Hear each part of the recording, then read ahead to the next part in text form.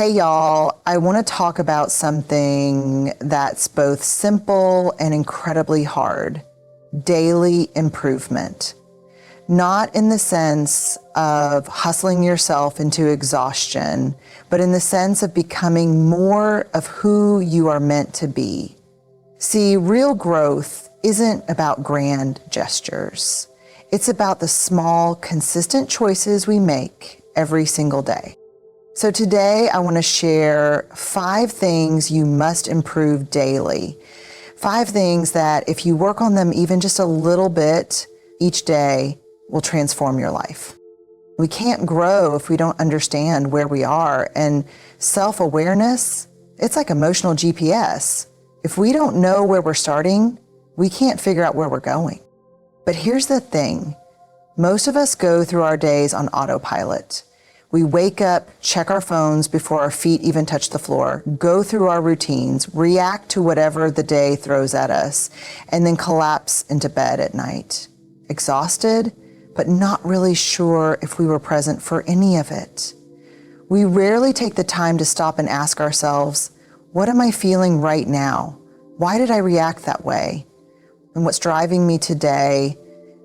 Fear, love, insecurity, ambition. Self-awareness is about bringing consciousness to our choices. It's about noticing our patterns, how we speak to ourselves, how we handle stress, how we show up in our relationships. It's about recognizing when we're being driven by old wounds or outdated stories about who we are and what we're capable of. It's about being brutally honest with ourselves, but in a way that's compassionate, not judgmental. One of the most powerful ways to build self-awareness is through reflection. And I don't mean overanalyzing every mistake you've ever made. I mean taking a few moments each day to check in with yourself. Journaling, meditation, or even just sitting in silence for a few minutes can help. Ask yourself, what emotions showed up for me today? When did I feel most alive? When did I shrink back? What patterns am I noticing in my behavior? Another key piece of self-awareness is being open to feedback, not just from yourself, but from others. Sometimes the people closest to us can see things we don't. But here's the tricky part. Feedback can sting. Our instinct is to get defensive, to push it away. But if we can sit with it, if we can get curious instead of getting defensive, feedback can be one of our greatest tools for growth. Instead of saying, that's not true, try asking, what part of this might be true? What can I learn from this? Self-awareness isn't about perfection. It's about honesty. It's about catching ourselves in real time and making small adjustments. It's about recognizing when we're acting out of fear rather than courage. And most importantly, it's about taking responsibility for our own growth. Because when we truly know ourselves, our strengths, our triggers, our fears, our values, we move through life with more intention, more clarity, and more confidence. So every day, take a moment, pause, breathe, check in with yourself, ask the hard questions, be curious about your own mind and heart, because the better you know yourself, the stronger, braver, and more grounded you'll be in everything you do. The way we speak to ourselves shapes everything. Our confidence, our resilience, our willingness to take risks. Yet for so many of us, our inner voice is more of a critic than a coach. We say things to ourselves that we would never say to someone we love. You're not good enough. You always mess things up. You'll never figure this out. These thoughts might feel like facts, but they're not. They're fear. They're conditioning. They're the echoes of past failures or moments when someone else's words became our own. What we don't realize is that this self-talk doesn't just reflect how we feel, it creates it. Our brain listens to what we tell it. If we constantly feed it self-doubt, insecurity, and negativity, that becomes the reality we live in. And over time, those words shape our self-worth. If you tell yourself you're not capable, you'll start playing small. If you tell yourself you're not lovable, you'll start pulling away from the people who care about you. If you tell yourself you're destined to fail, you'll stop trying before you even start. So if the words we speak to ourselves are so powerful, why not change the script? Why not be more intentional with the way we talk to ourselves? It starts with awareness. Pay attention to the words running through your mind throughout the day. Catch yourself in the moments when your inner dialogue turns harsh. And instead of accepting those thoughts as truth, challenge them. If you make a mistake, don't say, I'm such an idiot. Instead say, I'm human. I made a mistake, but I can learn from this.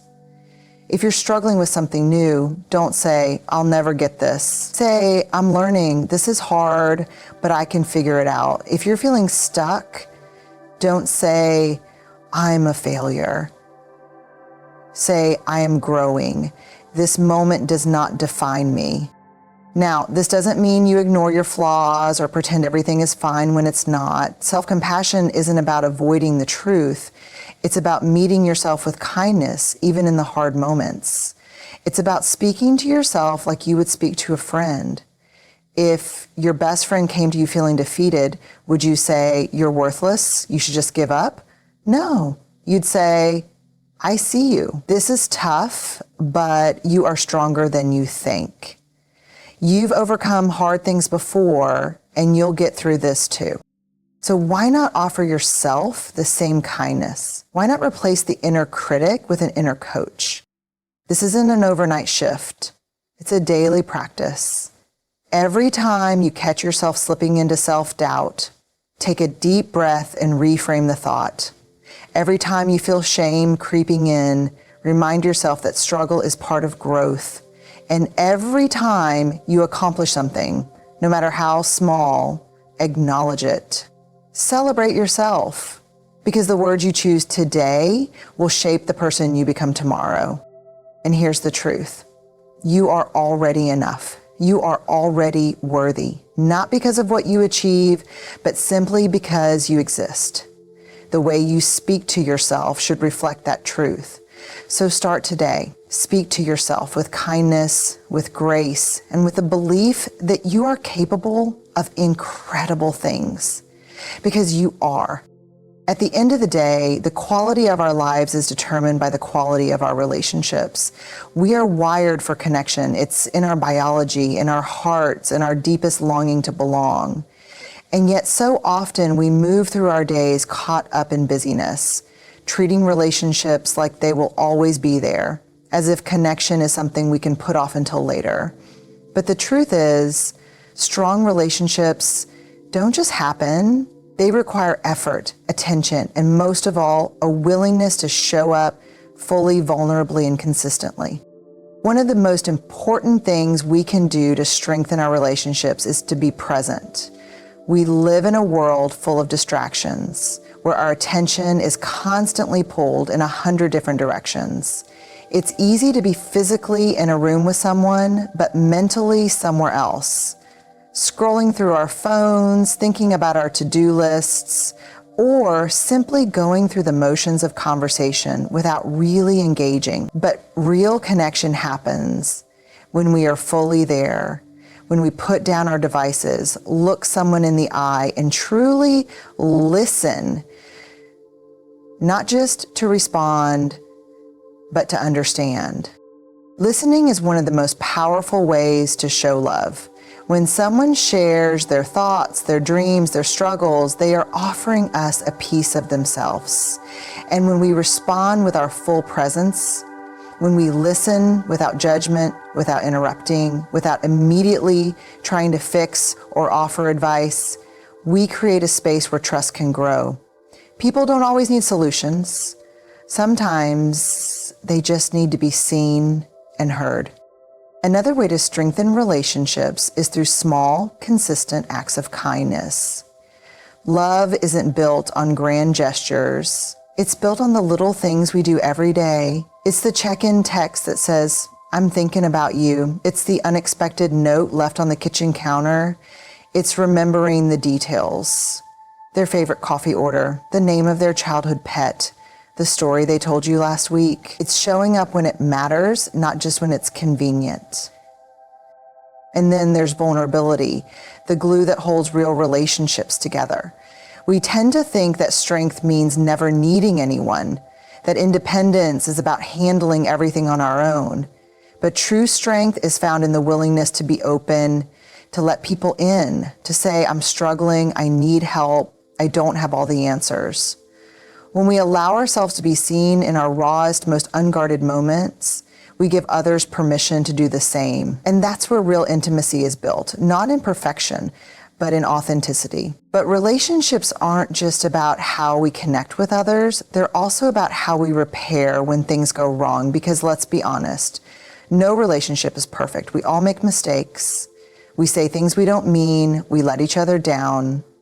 What matters is how we handle those moments. Are we willing to own our mistakes? To say, I'm sorry, I was wrong. How can I make this right? Are we willing to extend grace to others, just as we hope they will extend it to us? Strengthening relationships is not about perfection, it's about effort. It's about choosing every day to nurture the connections that matter, to make time even when we're busy, to reach out even when we feel awkward, to show love even when we don't have the perfect words. Because at the end of it all, the deepest joy in life doesn't come from achievements or success, it comes from the people we share it with. So let's not take our relationships for granted. Let's invest in them, let's cherish them, let's show up fully, love deeply, and build connections that stand the test of time. Discomfort is something we are wired to avoid. Our brains are built for survival, and survival often means seeking comfort, staying in the familiar, avoiding risks, and choosing the path of least resistance. But growth lives in discomfort. It happens in the moments when we push past what feels easy and lean into what feels hard. If we want to change, evolve, and become the best versions of ourselves, we have to get comfortable with being uncomfortable. The truth is, every breakthrough in life, every achievement, every moment of personal transformation comes with discomfort. Think about the first time you tried something new, whether it was learning a skill, stepping into a leadership role, or having a difficult conversation. There was probably fear, uncertainty, maybe even doubt creeping in, whispering, what if I fail? What if I embarrass myself? What if I'm not good enough? That feeling, that moment of resistance, is the doorway to growth. Most people see discomfort as a stop sign, a reason to turn back. But what if we saw it as proof that we're moving in the right direction? What if, instead of avoiding discomfort, we learn to lean into it, to embrace it as part of the process? The key isn't to eliminate fear or self-doubt. It's to move forward in spite of it. Because courage isn't the absence of fear, it's feeling the fear and doing it anyway.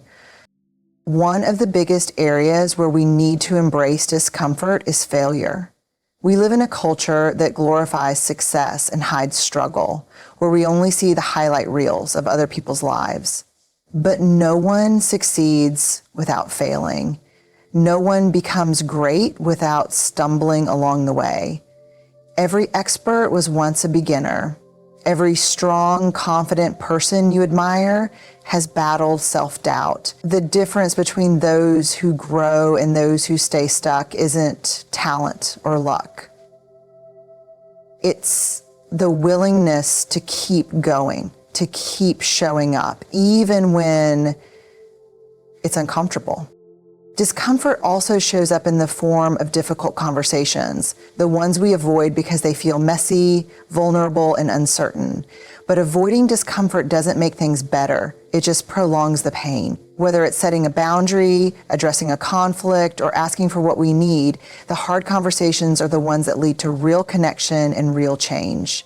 When we get comfortable with discomfort, we learn that honesty, though sometimes painful, is a gift, not a threat. When we start moving forward, we learn that honesty, though sometimes painful, is a gift, not a threat. And then there's the discomfort of stepping outside of our comfort zones, saying yes to opportunities that scare us, trying things we've never done before, allowing ourselves to be seen in ways that make us feel vulnerable. The more we practice stepping into discomfort, the more resilient we become. The things that once felt terrifying start to feel normal. What used to shake our confidence starts to feel manageable. Our comfort zone expands, and suddenly we're capable of things we never thought possible. So how do we start? By making small daily choices to lean into discomfort rather than run from it. Speak up in the meeting even if your voice shakes. Try something new even if you're not sure you'll be good at it. Sit with uncomfortable emotions instead of numbing them. Let yourself be seen even when it feels scary. Every time you choose discomfort over avoidance, you build strength. You build courage. You build the kind of confidence that can't be shaken because it's not based on perfection. It's based on knowing that you can handle whatever comes your way. Discomfort isn't something to fear, it's something to embrace. It's the price of growth, the pathway to resilience, and the foundation of everything worth having in life. The more we get comfortable with discomfort, the more limitless we become. We are so good at keeping our promises to others. If a friend needs us, we show up. If we commit to a deadline at work, we do everything we can to meet it. If we say we'll be there for someone, we follow through. And yet when it comes to the commitments we make to ourselves, we often break them without a second thought. How many times have we told ourselves we'd wake up early to work out, only to hit snooze? How many times have we said we'd start that new project only to push it off another day? How often do we tell ourselves that we'll prioritize rest, that we'll set boundaries, that we'll take care of our mental and physical health, only to let those commitments fall to the bottom of our to-do list? Here's the truth. The way we honor our commitments to ourselves shapes the way we see ourselves. Every time we break a promise to ourselves, we chip away at our own self-trust. We reinforce the belief that our own needs, dreams, and goals don't matter as much as everything and everyone else. But when we follow through, when we keep our word even when no one else is watching, we build self-respect, self-confidence, and a deep belief in our own ability to create the life we want. Keeping commitments to ourselves isn't about perfection, it's about integrity. It's about proving to ourselves that we are worth the effort, that our goals matter, that we are capable of following through. And it starts with shifting our mindset. One of the biggest reasons we break commitments to ourselves is that we treat them as optional. We say, I'll try to exercise more, or I'll do my best to eat healthier, or I'll start writing that book when I have more time. But we don't use that kind of language when we commit to other people. We don't say, I'll try to show up for the meeting. We just show up. We don't say, I'll do my best to pick up my kids from school. We just do it. So why not treat our personal commitments with the same level of seriousness? One way to do this is to start small. Instead of making vague promises, set clear, specific, and realistic commitments. Don't just say, I'll work out more. Say, I will move my body for 20 minutes every morning. Don't just say, I'll be more mindful. Say, I will take 5 deep breaths before responding to stress. The clearer the commitment, the easier it is to follow through. Another key to honoring our commitments is removing the emotion from the decision. We often wait until we feel like doing something before we do it. But motivation is unreliable. Some days you won't feel like waking up early. Some days you won't feel like writing, exercising, or making that uncomfortable phone call. That's when discipline matters. That's when you have to remind yourself, I don't need to feel like it, I just need to do it. And when we do fall short, because we will, it's important to respond with self-compassion rather than self-criticism. Missing one workout doesn't mean we're failures. Breaking a commitment once doesn't mean we give up entirely. What matters is that we get back on track as quickly as possible. The goal isn't perfection, it's consistency. Ultimately, keeping our commitments to ourselves is about self-respect. It's about proving to ourselves that we can be trusted, that we are reliable, that we are worth showing up for.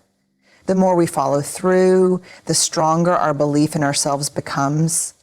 And when we trust ourselves, when we know that we will do what we say we will do, we become unstoppable. So start today, choose one small commitment, follow through, and then do it again tomorrow. Because every time you honor a promise to yourself, you are building a foundation of confidence, strength, and integrity that will carry you forward in every area of your life.